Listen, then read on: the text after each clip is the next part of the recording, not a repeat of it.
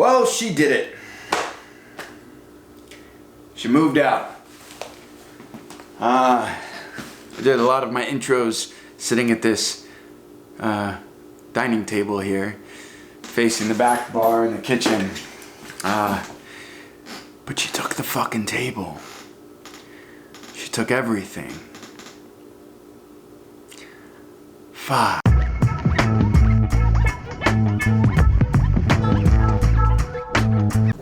Here we are. Here's my dining area. Kitchen, bomb site. Living room, bomb site. Walls are empty. Her office is now my office, but it's pretty beat, empty. And the bedroom. Da-da-da-da! I don't even have a bed, man. She took that too. And the most serendipitous thing about all this is that after months of sleeping on the couch and being mistreated, the one thing she left me, well, it's my bed. Here's the couch. It's the one thing I have left from my relationship, is a constant reminder that she treated me like utter dog shit for 3 months and made me sleep here. And, well, I still do. I guess the upside to all this is that I've got all this space. I've got this really lovely balcony out here. That's, it's quite lovely. It's a shame that I can't spend time with her out here anymore, and, well, I'm all alone. But I guess that means I've got a lot of time to make videos and to work and be creative, and I have to do whatever I can, because, like, you know how I've been in my previous videos, I didn't want any of this to end. Something happened in her life with her, whether it was cheating or something else, I don't know, but although there's some evidence pointing to a lot of things. But I basically got to keep busy every single day now, so I'm not constantly emotionally distraught from all this. So, hey, I guess I'm going to get busy and get to work. And I'm counting my blessings, I suppose, because it's a nice place to live, and it's a beautiful patio, and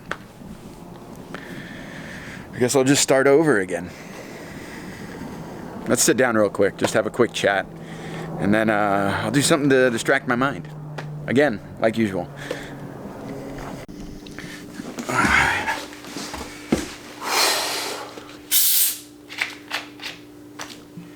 I don't have any chips today, just the DC. That's all I got. I mean, I don't have much of anything else. So, food is not really an option right now. I'm just kidding. I can eat food.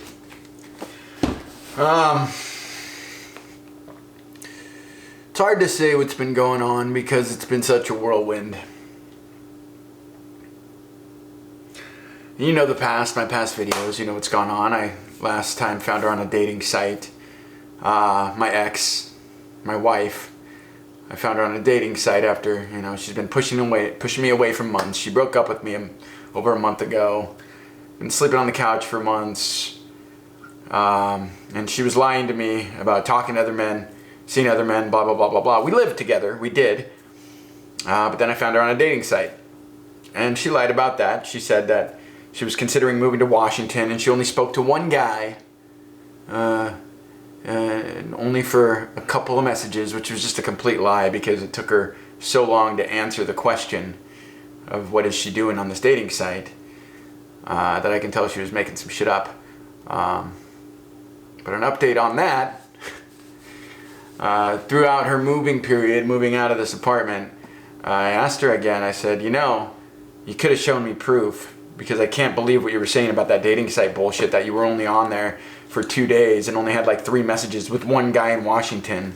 And there were so many other factors that proved that she was lying, like the fact that she paid the subscription fee and the fact that she was marked in LA and not in a different city, blah, blah, blah, blah, blah. And then like one of the nights before she moved, I just walked by and I saw a lot of heart emojis on a text she was sending. And I said, wow, it's a lot of hearts.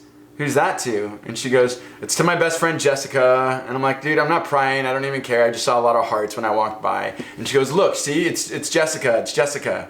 And she went to prove to me via showing me with proof that she wasn't messaging a dude, right? But she kind of refused and didn't want to show me proof about the dating app and show me the messages on that, which that's always like a clear clue. She does this shit when she's lying.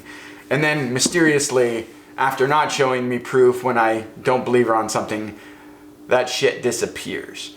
So, when I brought it up again as she was moving, she said she deleted all the messages and the entire app, of course. I also have reason to believe that when I was in Temecula, she actually had someone here, a dude probably, because she drank all my Coronas, all my beer, and she doesn't really drink much beer. She said the neighbor was over twice and that they had wine, but when I got home, she was so flustered and acting so weird, as if she was spooked, you know? Maybe I came home right after somebody left. And I did ask her that night, where did you drink all my Coronas? Where's the beer? And she goes, oh yeah, when Gigi, or shouldn't say anybody's name, when the neighbor came over, I decided to drink beer instead. But it's such bullshit because she would not drink 12 Coronas ever in that short amount of time. And she was so spooked when I showed up. And I think that also explains, like I said in my last video, how she was texting me when I first went to Temecula, which was weird. I thought it seemed like she missed me. It explains why she was texting me. Because she was texting me to make sure I was there and that I wasn't coming back. And so I kind of just, my brain just kind of added all this stuff up together. I'm pretty sure she had somebody here when I was gone. And also, when I came back home and spooked her, she, the very next day, up in like an act of like impulse, went and signed a lease on a new place. The very next day, without even telling me or bringing anything up with me. Which shows me that like, it was such a close call probably when I got home that that person had probably left, which is why she was so flustered and weird. That she was like, I can't do this shit anymore. I'm just gonna fucking move out and sign a lease so I can have anybody over I want to. I'm so certain that happened. Anyway, aside from that, the whole moving process was fucking hard. Every single day I told her I wouldn't talk to her about the relationship. I was trying to make it easy on her. I don't know why she's not been easy on me, but I just couldn't. Every day I had to tell her she was making a mistake. I told her, we cannot come back from this. Do not move out, or let me go with you, or something. There's no way back from this. Especially after lying about the dating app. Like, there's no way that if you moved out and we tried couples counseling, that I would ever be able to trust that you didn't hook up with somebody, that you didn't sleep with somebody. And now I have this idea that she had somebody here. You know, like, she's probably got this person there now. There's just no turning back. So like the day before she moved, we sat down and discussed, because she had brought it up. She said she needs to go move out and be alone for a month without me. And then during that month, maybe we can go to couples counseling and then maybe see if our relationship can work in the future. Which makes no fucking sense because we're broken up, which means she can screw anybody she wants to. She's, you know, not purposefully not let me know her address, so I can't like go check up on her or drive by, obviously, which would be bad anyway. And she wants all this time alone. But then to go to couples counseling after I have to deal with the fact that she left me. That's baggage that I would be carrying in to counseling. How is a relationship supposed to work when she's lying about dating apps, lying about other guys? She's fucking made me sleep on the couch for so long. She's pushed me away. She's treated me horribly. And now she's actually left me. And I'm still stupidly in love with her. But how, if we did get back together and finally all this anxiety of mine is gone, how am I not supposed to be mad at her for fucking leaving me and for putting me through all this? There's no way. Like the minute all the anxiety is gone from the relationship and we have a path to get back together, that's when I'm probably going to turn. And I'm going to hate her for what she's done to me. So it's like there's no way out. It's too late. So anyway, the day before her final moving day, we sat down and we're like, is it really going to make sense to go to couples counseling when you're gone for a month after all this stuff? And we kind of she agreed, no, I don't think it is. I really don't want this relationship. It's probably not worth doing it. It's just going to string you along and make you feel like shit. So that was it. We hugged that night. She went to her new place. She stayed the night there for the first time. And it was the first time we touched in forever. And I could tell that she felt something because she's been forcefully not touching me for months. And that's just what happens with the brain. It's science. It's like when you have touch, when you have intimacy, when you have sex, like the endorphins in your brain give you those feelings of love and care towards somebody. And when you forcefully push that away, those feelings go away as well. When there's no touch, there's no romance, there's no intimacy, those feelings, they disappear. So when we hugged the day before her last moving day, she cried.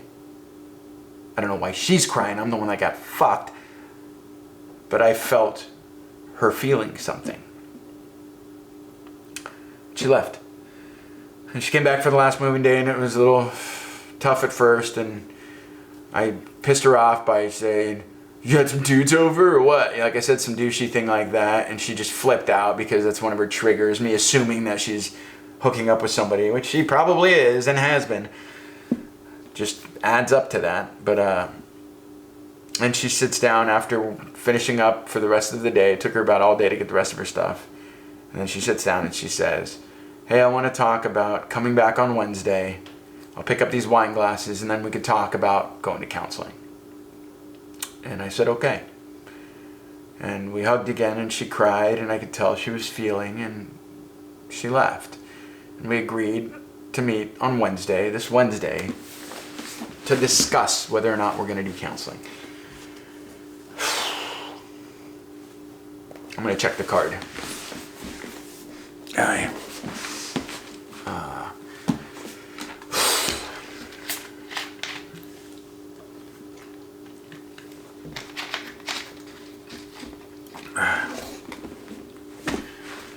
So now I don't know if it's going to work. I don't know what I'm going to do. I know she's cheated, or at least had those types of communications with other men online. She immediately, the moment we broke up, spoke to this dude that she was, reconnected with this dude that she'd been in love with her whole life, then jumped on a dating app, and I'm sure spoke to many other guys that it was inappropriate for her to speak to while we were in a relationship. I know she immediately, the day of the final breakup, I know she did those things. But now we're meeting up tomorrow to discuss whether we're going to do counseling, and I just feel so fucked with, so screwed, so I don't know what's going on in her head and why she's doing this to me. I don't think it's going to work after all she's put me through. She's got to do a lot more than just agree to go to couples counseling. She's got to let me in the door. She's got to be in a relationship so I know she's not cheating on me. She's got to apologize for all the shit she's done. She's got to make up for it by trying to participate in my life. So many things that she was not doing when she fucking tore this whole world down. And now, here we go. Meeting tomorrow to turn my life upside down and give me all the anxiety again in the world, and I don't know.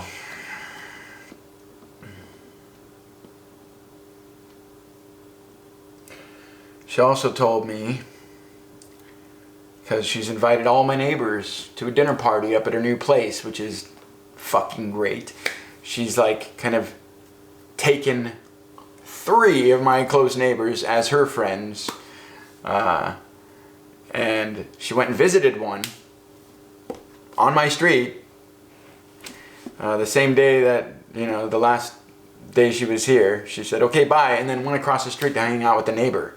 And now, so she told me, I said, oh great, you're going to have a dinner party up at your place with all my neighbors who are now have become spies. If I were to ever have a girl here, she's going to be the first one to hear because everybody can see what's going on. And she's having a dinner party with them, and I asked her about that.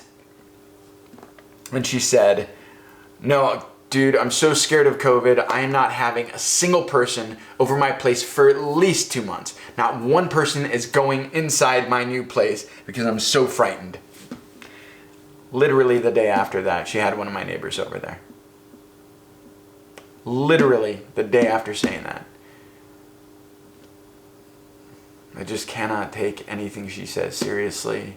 I cannot trust her, and I want to, but I do still love her. I don't know what to do again.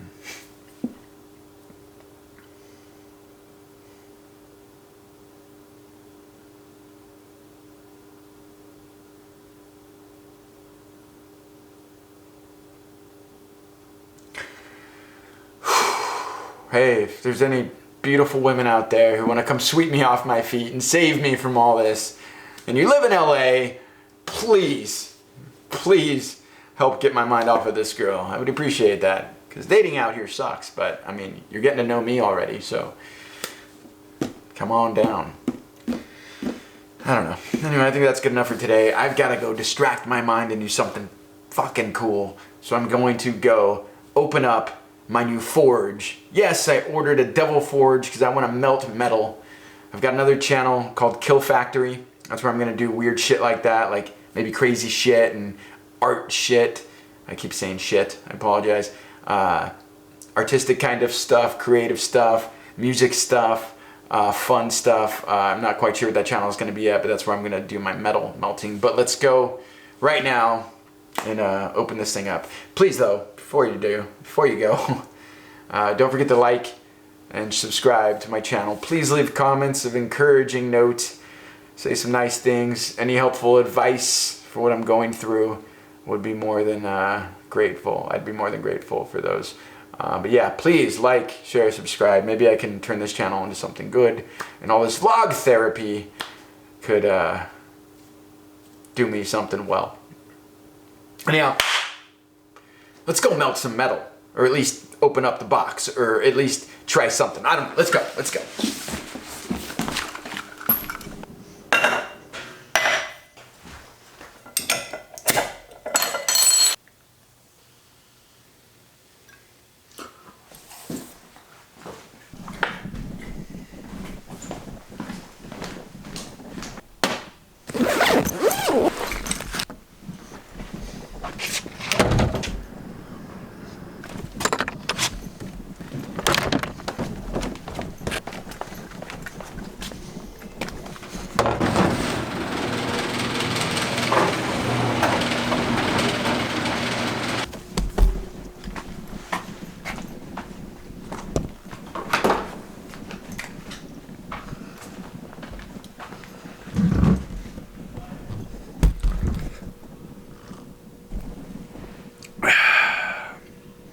Let's do this.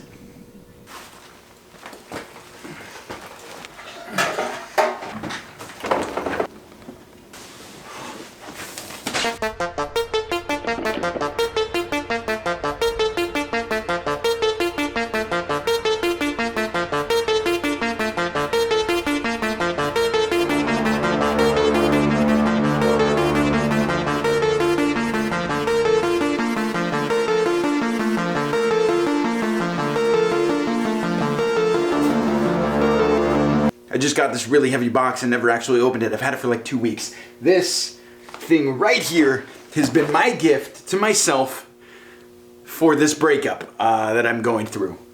Something to make me happy. I don't know. For some reason I've got it into my head that if I melt molten metals, I will feel better about myself. So here we go. I'd like to do an unboxing and show it to you. I don't know if I'm going to be able to fire it up tonight, but maybe I can. Who knows? Let's see what happens. Yes, yes, yes, yes, yes, yes, yes.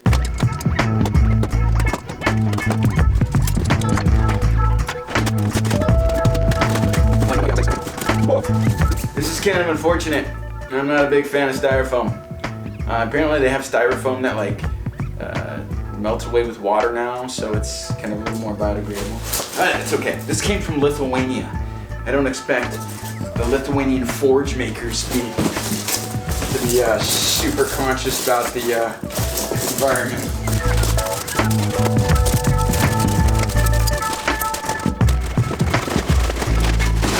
Oh, crap. This thing weighs 70, 80 pounds.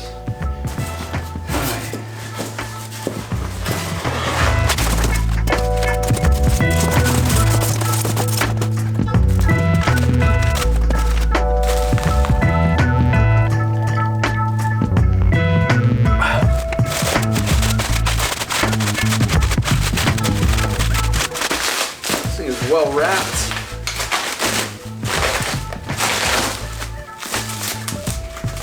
Lithuanians don't screw around, man. I'm actually a quarter Lithuanian by heritage. Yeah.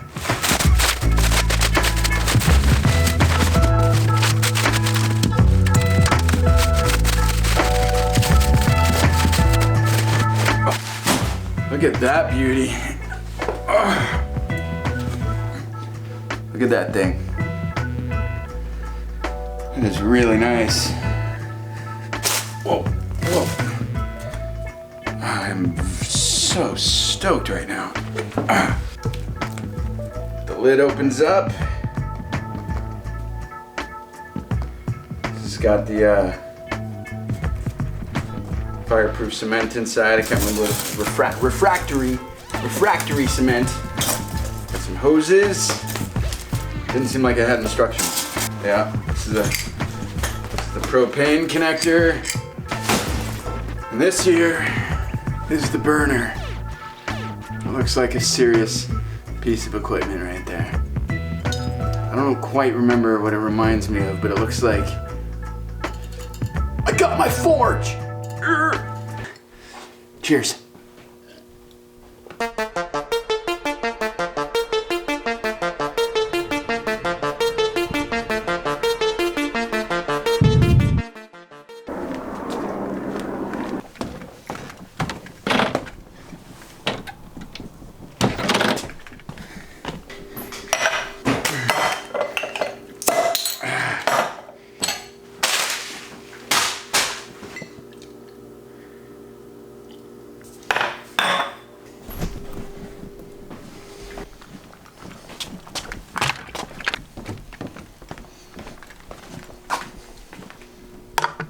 Look at that. Oh geez, that just makes it even better. Double Forge, when you need a $570 beer koozie.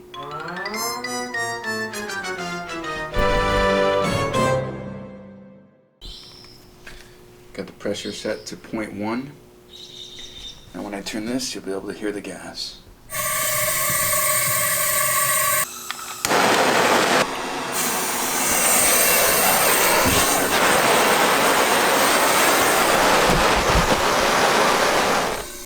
Holy shit, that was crazy. That flame got way too big. My neighbors are not going to appreciate that.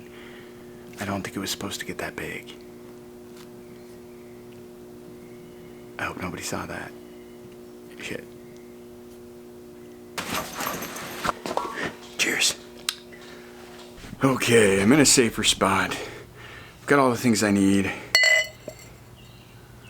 including this.